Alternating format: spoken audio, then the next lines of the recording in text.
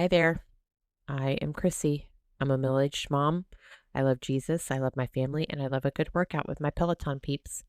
I'm also a survivor. I believe healing is real, hope is possible, and small goodness can make big change. I'm not a pastor. I'm not a life coach. I'm not an NFL football player's wife or a Kardashian. I'm just a woman walking this life honestly, learning out loud, and trying to make the world a better place, one conversation at a time. Welcome to You Can't Make It Up. This is a podcast about stories. Stories I've lived, stories I've read or seen.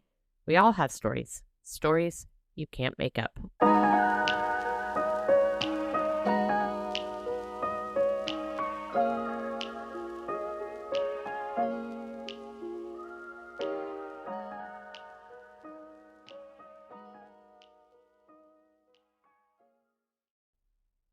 Thank you for joining me for this episode of You Can't Make It Up. I'd like to say I'm a podcasting newbie, but with a year under my belt now, I feel like a pro. Well, at least I've moved past newbie, right? Maybe not in the video world yet, but I'm getting there. Either way, I am glad you're here to listen. I'm still not back on video yet. I'm a little scarred from my first episode. It is Tuesday, March 17th. Happy St. Patrick's Day, y'all. I am broadcasting from Houston, Texas. My dream is to travel the world and experience the beauty that God has created, and I am grateful that you're here to listen. What will you learn or gain from listening to this podcast? You'll hear real stories, stories you can't make up. I want to encourage you to never give up. Life is hard, but you can overcome any obstacle with perseverance, and we can all persevere. And speaking of perseverance, today I have a very special announcement to share, one that is both a massive physical challenge and a deeply personal mission. On Sunday, November 1st, 2026, I'll be lining up in Staten Island to run the TCS New York City Marathon. I'm incredibly proud to say I've been accepted as a fundraising runner for the American Cancer Society's Team Determination. That's right, y'all. I am determined to support their life-saving work. I've committed to raising $5,000. And it's a great cause. When you donate to the American Cancer Society, the money goes towards things that truly change lives. Talking about funding breakthrough cancer research, providing to the 24/7 Cancer Helpline, and supporting the Road to Recovery program. This service provides free rides for patients who otherwise couldn't get to their life-saving treatments. Every dollar, y'all, moves the needle. Thank you so much in advance for anyone listening who is able to provide monetary support to this run. So, why am I running the New York City Marathon? Well, I'm honoring my mom. Remember, this is on another episode, so if you didn't hear it, you'll have to go back and listen. But I set a goal to tackle these 26.2 miles when I turned 49. The significance of the number 49 is that is the age my mother was when she passed away 20 years ago. Cancer has touched my life through the loss of my mom, and like so many of you, I've seen far too many friends and family members battle this disease. Running this marathon is my way of celebrating my mother's life and using her memory for good. And let's be honest, it's New York. The energy is going to be electric. Y'all, I'm so excited because Harry Styles is also going to be there. He's going to be in the end of his residency at Madison Square Garden while I'm there. So, and if you haven't been keeping up, he is quite the runner. He actually clocked a sub 3-hour marathon in Berlin last year.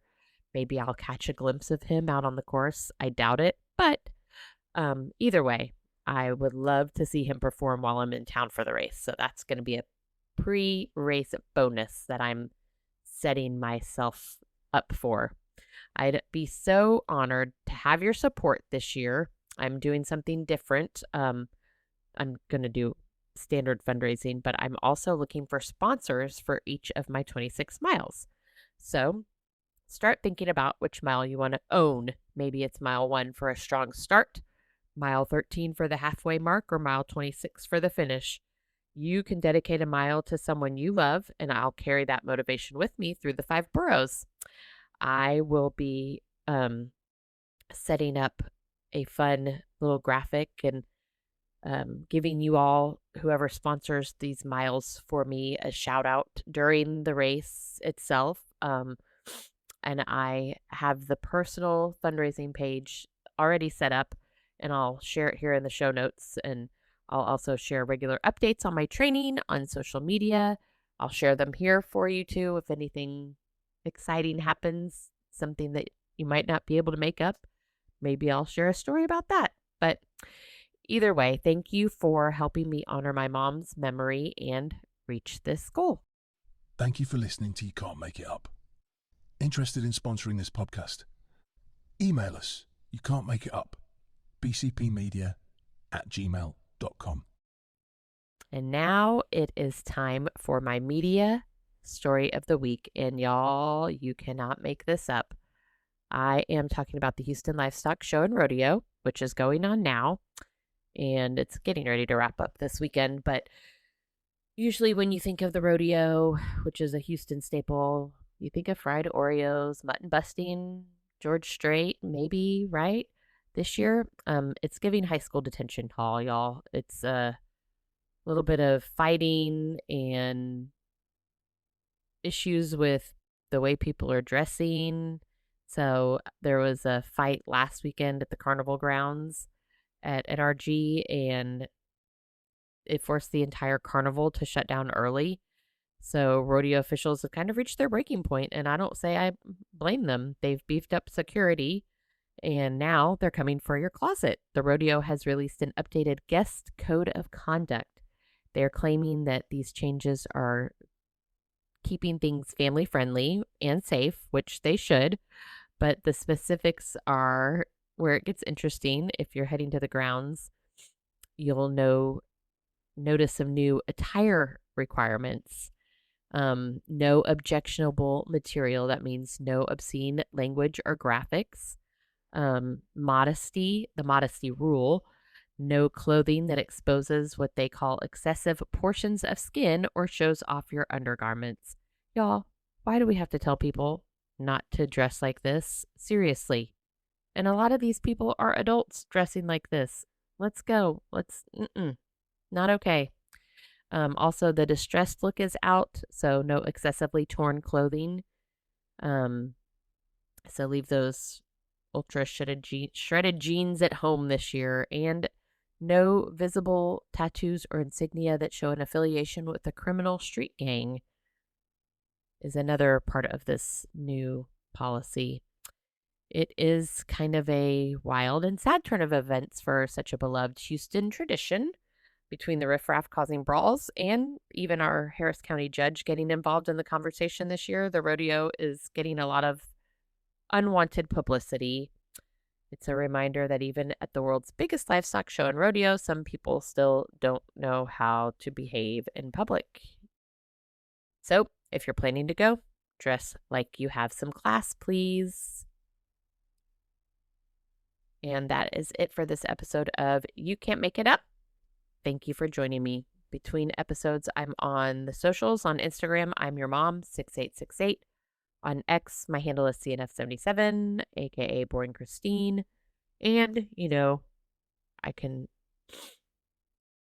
work out with you on the Peloton app.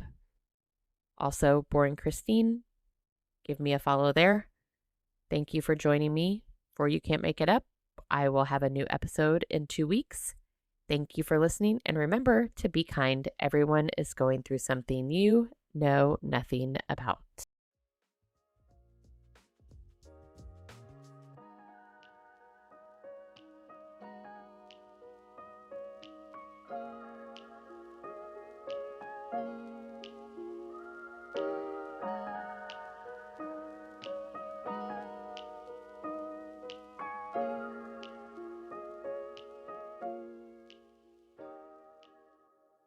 You Can't Make It Up is a production of BCP Multimedia.